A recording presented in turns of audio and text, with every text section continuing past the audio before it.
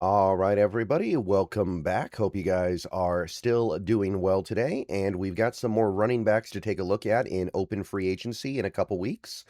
And now we're kind of going down to what I would call the tier of low end starters. And what I really mean when I say low end starter is rotational running back, because we know that this offense, with the Seahawks offense, unless you get one of the absolute killers in this league, which we're not going to be able to get. Where we're not going to be able to get Saquon Barkley or prime Christian McCaffrey. You need multiple running backs that can play, and preferably play off each other. And like I went over in the video yesterday, we already kind of know that Zach Charbonnet is not going to be available for most of 2026 and maybe even all of it. So we need somebody from this group, and we need them to be effective for most of the season. All right, everybody, before we go any further into this video, I want to take a minute to tell you guys about the Sleeper app and some new functionality they've recently rolled out, Team Picks. With Team Picks, you can pick winners in all kinds of sporting events. Right now, we have NBA basketball, college basketball, NHL hockey is going on, baseball's going to start in a little more than a month, and of course, you have futures in the NFL, even though the games in the NFL are over. Right now, if you look to my left here, you can actually see you can bet on next year's Super Bowl winner. They've got the Seahawks leading the way in those odds, by the way, at 12%. How does that make you feel as a Seahawks fan? But you can bet on MVP, you can bet on draft picks, you can bet on player destinations, all kinds of fun stuff, even though the season is over. So that is Team Picks over on Sleeper. A lot of fun stuff you can do.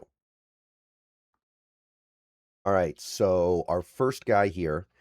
And to be clear, these are not players that I think can replace Ken Walker. These are not players that I think could be the featured back in this offense. But I do see these running backs as being potential number two backs who play a decent amount. Somebody like a Rico Dowdle. Rico Dowdle has been a fairly prolific running back in this league for the last two seasons. Kind of came out of nowhere here with the Cowboys and then last year with the Panthers. Had over 1,000 rushing yards each of the last two seasons. Only missed one game over the last two seasons. 4.6 yards per carry. Been decent as a receiver too. Not amazing, but effective enough. Um, you're talking about 1,300 yards from scrimmage in each of the last 2 years. Couple of fumbles here and there, but not necessarily a fumbling problem. And he gets in the end zone at a decent clip. So it's a pretty good all-around player in terms of his production. Um, Pro Football Focus would definitely say buyer beware. They are not fans of him. They don't think much of him. They have him as actually one of their worst rated running backs in the league. So be careful. And Spotrac doesn't think he's going to get anything huge, but they do think he's going to get a meaningful contract. 2 years, 13.1 million. So that might be a little bit out of range here because, again, what we're looking for is a 1 year stopgap while Charbonnet recovers. So a multi-year deal, it would have to be structured right. It would have to be a multi-year deal with an easy out after 1 year, probably, because I think this team understands that anybody that they get to replace Charbonnet this offseason is probably not going to be as good as Charbonnet, and they're going to want to pivot back to Charbonnet when Charbonnet is ready to play. So I don't know if Rico really fits the plan, but as a player, I do think that it's a decent idea to pair him with a quicker and more elusive and a little bit more of a outside zone back. He's somebody that can run with a little bit of pop, somebody who does offer a little bit in between the tackles. He's going to be 28, so age is not a big problem. And he doesn't have ridiculous miles on him. He has never broken 300 touches in a season. So, not a bad idea. I don't mind it. But a multi-year deal does bring some concerns, admittedly. Next guy is Isaiah Pacheco. Pacheco of the Kansas City Chiefs. You are probably pretty familiar with this guy because he is a two-time Super Bowl champion, about to turn 27, by the way. But never really became like a full-time back for the Chiefs. Never went over 1,000 yards, and the last 2 years in particular, he's missed a lot of time, and hasn't been super productive even when he's been on the field. Now, there are some valid reasons why that's the case, but more than anything else, he's just a little bit of a limited player. There isn't a ton going on here. He's a serviceable running back, but he's kind of narrow in his use case. I think he's mostly just kind of a power guy, and the Chiefs do not lean on him super heavily because they know he probably wouldn't be able to be effective at all in those circumstances. Like these last 2 years, not only is his production down, 4.1 yards per touch. Now, there have been problems with the Kansas City offensive line and their passing attack. I get it, but it's pretty stark what's happened to him the last 2 years. He doesn't even have 1,000 yards combined over the last 2 seasons. But there is a useful player in here somewhere, and I do kinda like him as a hammer. I think he could be a pretty effective hammer in this league, and maybe you could get something akin to what he did in 2023 again in the right situation. So let's think about it. Pro Football Focus could not stand him in 2025, though. They graded him worse than Rico. They actually gave him the second lowest grade of any running back in football, mostly because he was a miserable receiver, but also they did not like his rushing very much as well. 2024, they don't even have a grade for him. They did like him a lot in his good years, like the years where he was really productive. So it's not a complete lost cause, but it is worth noting that they have not been big fans. And Spotrac thinks he's gonna get a one-year deal, 4.3 million. I could see that. He hasn't been that productive the last 2 years, so I don't know how he gets much more than this. 1 year, 4.3 million. This is the kind of thing the Seahawks need to be doing. They need to get a featured back, Walker, Hall, Achane, somebody like that, and then they need to get a back to play off of that lead back. And Pacheco might be that guy. I don't know if he is that guy because I do view him as being a pretty limited player, mostly just kind of a hammer, but there is some utility here.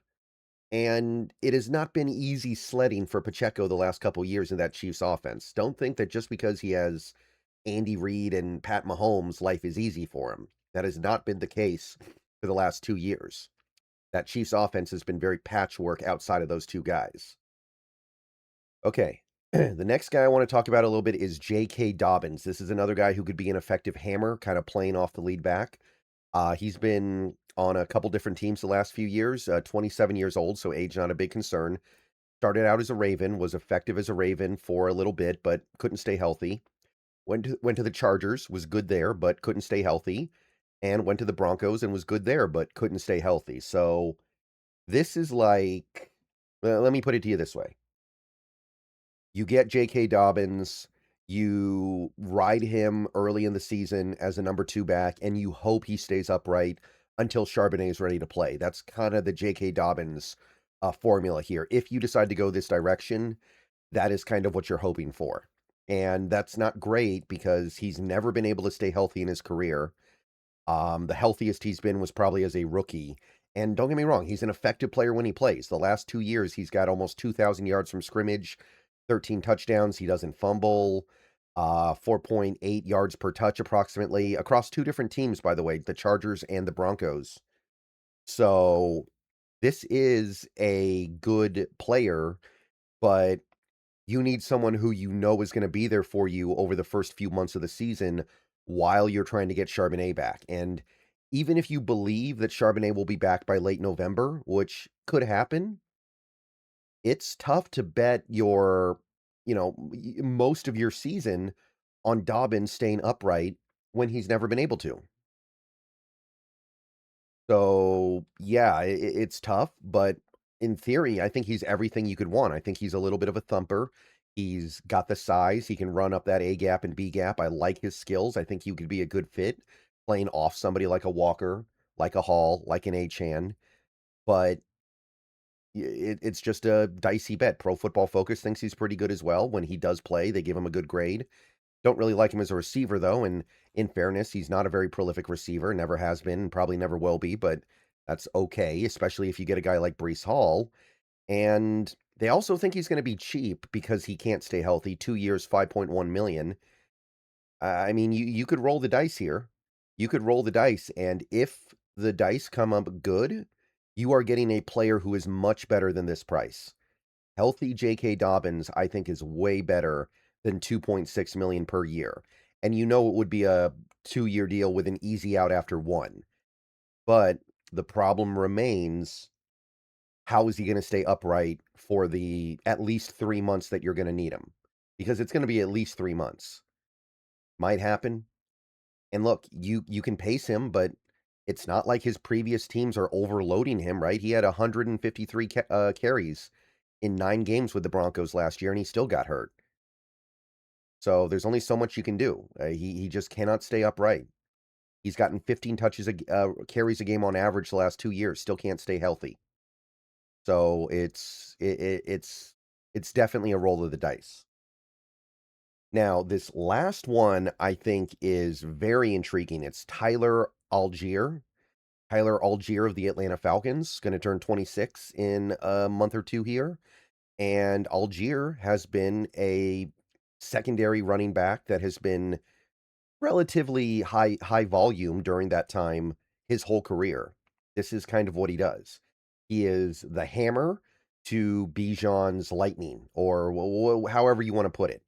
He's not a great pass catcher. He's not a super prolific pass catcher. He doesn't have a super high yard per carry average, but he can get up A gap and B gap and be the hammer to your rushing attack. 8 touchdowns last year.